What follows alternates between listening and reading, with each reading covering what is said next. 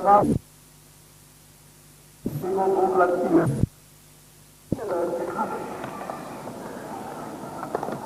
तो ऋषियों मुनियों महात्माओं का बताया हुआ उनके छोटे छोटे जो नियम और व्यवस्थाएं बनी थी वो बड़ी ही महत्वपूर्ण थी। हम लोग छोटी छोटी व्यवस्थाओं में ऋषियों मुनियों के उन अनुकूल आदेशों पर चलते थे, सब सुखी थे। लेकिन बात वही की वही है और वही आना पड़ेगा, घूम कर सब कुछ। चाहे कितनी भी इस संसार में दौड़ करो, अमीर से अमीर बन जाओ, बड़े अरब और करोड़पति बन जाओ, बड़े विद्यामान बन जाओ, बड़े से बड़े किसान बन जाओ, लेकिन अंतिम उसी जगह आना होगा जहां उसकी आवश्यकता और जरूरत है। जितना ही दौड़ोगे संसार की तरफ, सब निराशा ही निराशा दिखाई देगी। ऐसा प्रतीत होता है कि हमारी सभी इच्छाएं, तमन्नाएं, आशाएं पूरी हो जाएंगी, लेकिन चलते चलते आदमी थक जाता है और अंत में यही कहता है ये स्थान बड़ा अशांति का है, बड़ा दुख का है, इसमें मैं लौट कर शांति के लिए, आराम के लिए, अपनी बीमारी को दूर कराने के लिए वही स्थान उसे चाहिए जहां ये सब चीजें मिला करती। और अब वो धीरे धीरे सारी दुनिया में एक नवीन भाव, नवीन एक प्रेरणा, उस प्रेरणा के चकमे नवीन चारों तरफ से निकलेंगे। लोगों में वही पुरातन अपनी प्रेरणा लोगों में आने लगेगी और लोग छोटी छोटी व्यवस्थाओं का अनुकरण करने लगेंगे और धीरे से आप अपनी जगह पर उसी त्याग वैराग में आ जाएंगे। कर्तव्यशील बनेंगे। कर्तव्य में,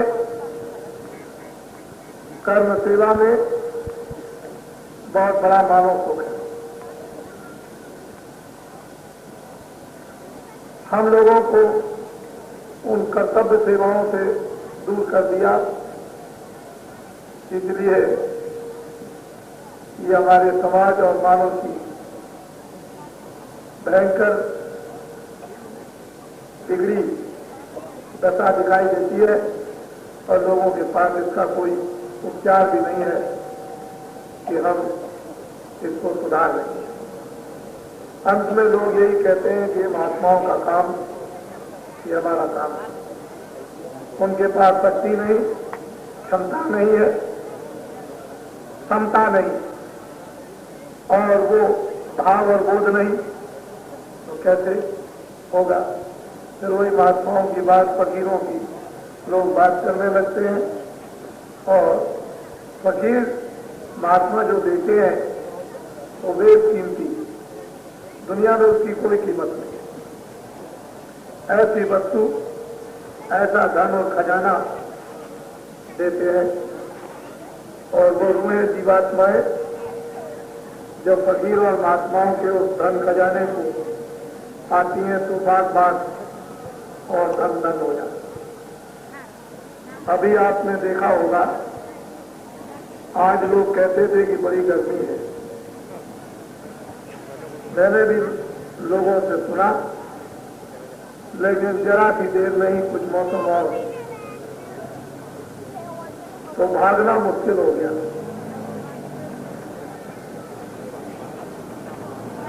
काशी वासियों ने सोचा कि कहाँ छुपेंगे, सब तो ठिकाना भरा हुआ है, जाए कहाँ। भगदड़ मची। थोड़ी देर और वर्षा हो जाती तो आपको यहाँ का पता चल जाता।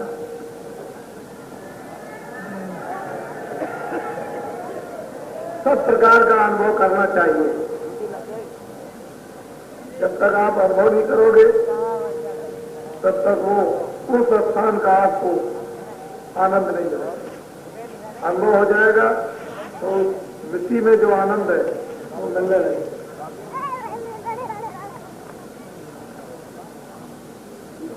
महात्माओं के आश्रमों में और क्या होता था? जमीन पर बैठना, महात्माओं की बात को सुनना, सबके लिए समान स्थान रहता था। लोग जाया करते थे उनके आश्रम में। बड़े बड़े राजे और बादशाह फकीरों के यहाँ अपने अपने बच्चों को भेज दिया करते थे, जाओ पहले शिक्षा लेकर आओ। महात्माओं के यहाँ शिक्षा लेते थे, तब राजकाज का काम उनको मिलता था। ऐसे बहुत से इतिहास हैं बादशाहों के और राजाओं के।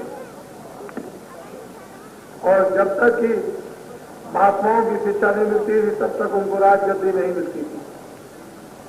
और उनके आश्रमों में जो कथा की जाती थी वो वही लोग जानते थे, तब वो पढ़ते थे। अपनी प्रजा को प्रजा बच्चा समझते थे और फिर न्याय रक्षा का काम होता था। हमने अपने जीवन में देखा, राजस्थान में तो मैं अभी देखता हूँ कि जंगलों में लोटा थाली गिलास या अन्य कोई चीजें डाल दीजिए तो जंगलों में गांव से 2-3-4 मील की दूरी पर पड़ी रहती है, वहां कोई भी नहीं उठाता। ऐसा राज का इंतजाम प्रजा में इतना भाव भर दिया गया था कि चोरी नहीं करनी। चोरी से क्या होता, वस्तु उठाने से क्या होता, कितने कितने लोगों का उसका नुकसान होगा। तो लोग अपना काम कर लेते थे, चीज पड़ी हुई, पानी पी लिया, लोटा डाल दिया, रस्सी से घड़ा खींच लिया, स्नान कर लिया और वहीं छोड़ दिया। अपना काम किया, गैर भी आए, उन्होंने भी अपना काम किया। तो इस तरह की शिक्षाएं ऋषियों मुनियों की गांव गांव में फैली हुई थी। और ऋषियों मुनियों ने विद्वानों को स्थापित कर दिया था जगह जगह। यहाँ सब जगह पर इस प्रकार का प्रचार ज्ञान कर और ये प्रचार होता रहता था। लेकिन अब ये समय कुछ बदला और बदलने के बाद 10 वर्ष और चलन 20 वर्ष, 30 वर्ष का खेल होता है। और उसके बाद में तो ये देखने को मिलता चला। अब क्या स्थिति है ये आप सब समझते हैं।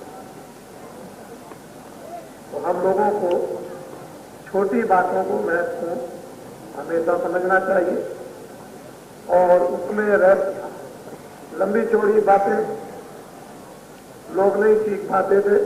छोटी छोटी बातें घरेलू रोज दिनचर्या की उनको पढ़ा लिखा कर बच्चों को तैयार कर दिया।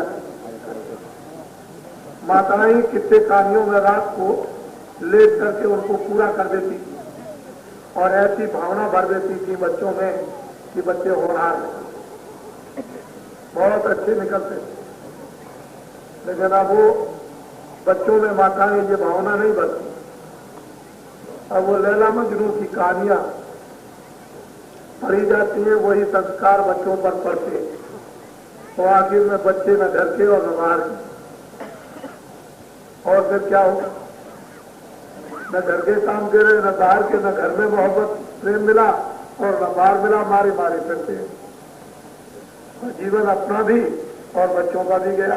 जिम्मेदारी तो माता पिता की थी ही, लेकिन उसको भी नहीं निभा सके कि क्या करना और महात्माओं की तरफ जाए नहीं। पहले ऐसा